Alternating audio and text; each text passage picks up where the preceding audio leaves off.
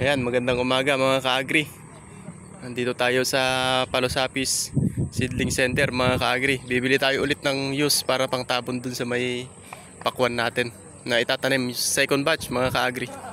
Dito tayo bumibili ng organic, yung use mga ka-agri. Dito rin tayo bumibili ng mga organic na hindi pa use, yung Power Organic sa Cocopit mga ka-agri. Ayan. Sa mga gusto mag-order ng seedlings mga ka-agri, ito, pwede nyong kontakin to. Ang pangalan ng may-ari nito mga ka-agri, si Roldan Inocencio. Ayan. Palos Apis Seedling Center mga ka-agri. Dito sa Muñoz, Nueva Ecija. Ayan. Ito yung seedlings nila mga ka-agri, ano? Hanggang doon. Hanggang doon sa baba yan mga ka-agri. Meron pa doon sa may baba doon. Ayan. Mga gustong mag-avail mga ka-agri ng seedlings nila, ayan, pwede kayong kumontak mga ka-agri, mag-PM na lang kayo kung gusto nyong order.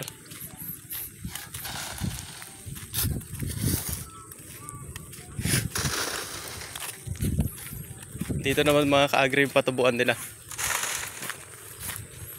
maluwang din to mga ka-agri.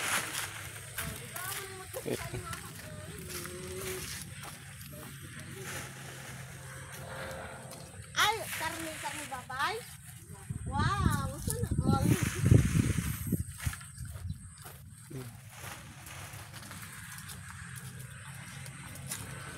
Oh, baka hindi. Ang ganda ng seedlings nila mga ka-agri, tignan nyo. Halos tumubo lahat. Oh. Dito mga ka-agri, konti lang hindi tumubo. Ito mga ka-agri, talong. Sabagay, madali talagang patubuin yung talong mga ka-agri. Ayan, yun lang hindi tumubo. Oh. Dalawa. Saka yung kwan dito mga ka-agri, ito yung patubuan nila. Bali hindi pa ito natitining. Ito yung talong. Ito, dito sila papatubo, tapos nililipat doon mga ka-agri kapag kwan na, yung palalakihin na mga ka-agri. Ito naman sili. Kaganda ng punlaan nila dito mga ka-agri. Maliliit pero yung puno niya malalaki. Kumbaga hindi siya masyadong matangkad. Kaya ang ganda ng punlaan nila. Ito mga ka-agri, may sikreto ito. May sikreto sila kung paano nila ginagawa ito. Hindi naman nila sasabihin kasi negosyo to mga ka-agri. Kaya hindi talaga nila sasabihin kahit tanungin pa natin. Talong. Ito naman mga ka-agri, yung mga siguro na cancel, dito na nila dinadala. Ayan, oh. Siguro yung pagtataniman, hindi siguro nagkaroon sila ng problema kaya na cancel. Ayan. Pero pwede pa to mga ka-agri, ano, ang gaganda pa rin. Ganito yung itsura mga ka-agri ng seedlings nila. No, ito palagay ko red hot to, ayan, oh. Red hot, may nakalagay siyang red hot. Tingnan nyo mga ka-agri, oh. Kuwan lang siya, 3 yung puno niya, kuwan lang, 3 inches lang siya. Pero tingnan nyo naman, oh, tataba ng puno. Quality talaga mga ka-agri. Oh, tingnan nyo ugat kung gaano kakapal. Dito ako kumukuha ng kuwan mga ka-agri, ng Cocopit. Tapos dito rin ako kumukuha ng seedlings mga ka-agri. Dito rin ako bumibili, kaya lang yun nga, kulang ako sa budget kaya nagpupunla ako ng sarili ko. Talong.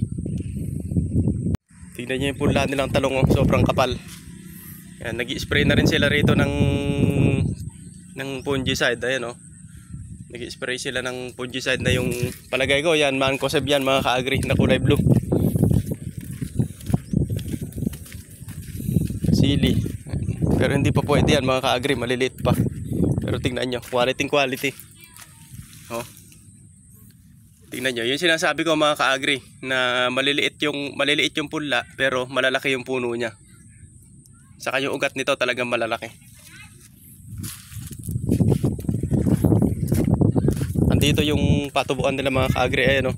Mga nakatambak dyan, nakakulob-kulob mga ka-agri. So, ikakalat na lang nila yan kapag yung nakatubo na. Hahanapin natin mga ka-agri yung kwan natin. Ayun, mga tao niya mga ka-agri, ang dami. Ayun. Marami siyang tao rito na nagtitining. Yun yung nagpipili mga ka-agri ng. Tapos meron pa doon sa gabi doon. Yung mga tao rin siya doon. Yung tinitining nila niyan mga ka-agri yung repolyo. Ayan. Repolyo na pang deliver mga ka-agri sa Benguet, sa Baguio. Nagpupunla rin sila rito mga ka-agri ng sibuyas. Ayun, no? Sibuyas naman yan. Ito yung Red Pinoy. 5. Oo. Ito na yung naikalat na sibuyas mga ka-agri. Sa mga gusto magpapunla ng sibuyas, mag-kontakin nyo na lang rin siya mga ka-agri. Comment nyo na lang din, tapos sasabihin ko na lang sa kanya kapag nag-order kayo. Basta mag-comment lang kayo mga ka-agri, at ako nang bahala magsasabi sa kanya. Ayan, sibuyas oh. Nagpupunla rin sila rito ng sibuyas. Sibuyas. Hanggang dun.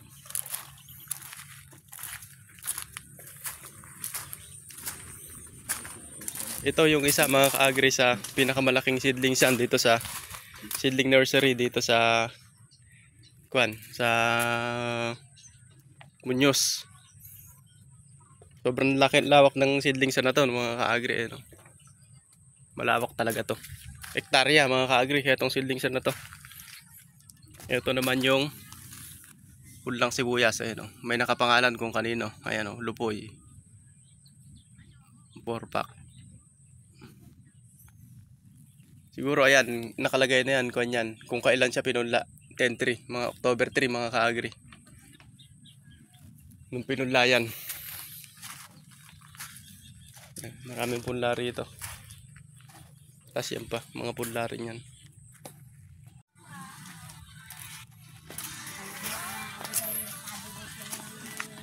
Repolyo mga ka-agri.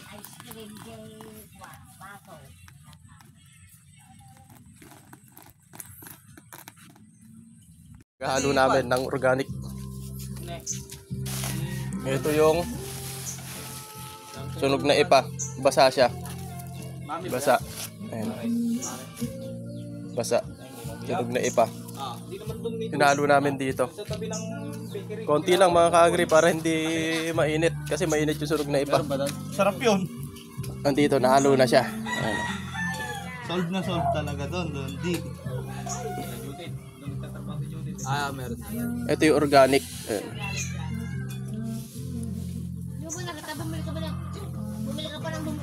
Maganda na siya, hindi na siya masyadong mabigat. Kasi yung use mga ka-agri, mabigat. Mami pare, sabi pa. Pag ginaluan mo siya ng sunog na ipa, gagaan siya ng konti. Nalukang kasi ako doon, lugaw eh. Mukha ka daw kasi. Ito na mga ka-agri, yung tinanim natin nung nakarang araw. Yan. Ang ganda ng tubo mga ka-agri oh. Ang ganda ng labas niya. Ayun oh. Yung iba mga ka-agri lumalabas pa lang. Ang ganyan oh. Oh. Ganun lang mag-direct mga ka-agri ng punla ng buto ng pakwan. Ayun oh. Mas maganda sa akin mga ka-agri, para sa akin yung direct kasi hindi siya magkakaroon ng transplanting shock. Kumbaga hindi siya, pag tinransfer kasi natin minsan naantala yung growth niya, yung paglaki niya. Kasi magpapanibagong ugat ulit siya yung pagtusok. Hindi katulad sa ganyan, sunod tuloy-tuloy na yan. Tapos ang kagandahan dito, nadadagdagan pa siya ng organic. Mas marami yung organic na nailalagay natin dito sa natin, sa may tanim natin, kaysa yung sa may seedling tray. Konting organic lang kasi yun mga ka-agri, maliit lang yung butas ng kwan, tapos yan na yun, igaganon na lang, tatabunan na lang din ng kwan. Kaya mas maganda itong direct sowing sa akin, para sa akin mga ka-agri. Meron naman yung iba, mas gusto nila yung kinukwan, yung ano tawag dito, yung pinupula. Kanya-kanya naman tayo mga ka-agri. Pero para sa akin nga, mas gusto ko yung ganito. Ayan. Ang ganda ng tubo mga ka-agri oh. Ayan. Oh. Nakalabas na. Saka isa-isa. Yun ang kagandahan mga ka-agri kapag kinuha natin yung niragdal natin, yung pinatubo muna natin siya. Halos tutubo lahat. Oh. Ito, merong isang hindi tumubo. Tingnan natin kung tutubo ba siya. Pero palagay ko mga ka-agri, tutubo rin to. Medyo malalim lang. Ayun oh. Oh. Ayun siya.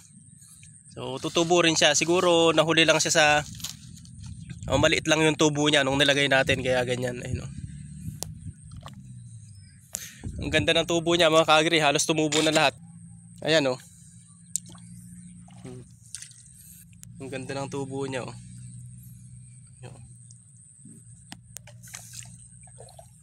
Tapos magtatanim na tayo mga ka-agri yung yung pang-apat na ano yun, 50 grams kasi yun mga ka-agri, pang-apat na pakete. Dito naman natin itatanim yung pang-apat na pakete mga ka-agri sa taas. Ayan. Hanggang dyan. Meron pa sa baba dyan mga ka-agri, tatanim pa na rin natin. Ito naman yung 5 pakete rin na sweet Venus. Bali ang gagawin ang kuan mga ka-agri sa kalahating hektarya, 5 pakete. Bali sa isang hektarya 10 yung kailangan natin. 10 hanggang 11 mga ka-agri yung kailangan natin. Yan, nagtatanim na sila. Andiyan ba yung buto? Andiyan yung buto? Titignan natin yung buto na itatanim natin yung ngayong pagbababad natin sa ikalawang batch. Ayan o. Ready na siyang hulugan. Ayan o, purong sunog na ipa lang yan. Ipapatong dyan yung buto. O. Meron niyang kuan mga ka-agri sa ilalim niyan. Sa ilalim ng sunog na ipa na yan, meron niyang Puradan. Binutas yan tapos may Puradan tapos nilagyan ng sunog na ipa. Hindi Puradan pala, Diapuran mga ka-agri. Nasanay kasi tayo na pagka ganong granular na insecticide, Puradan ang tawag. Pero maraming klase ng carbopuran mga ka-agri. Ayan, nataniman na. Ito, nagtatanim na rin dito. Ito mga ka-agri, nataniman na. Nataniman na to.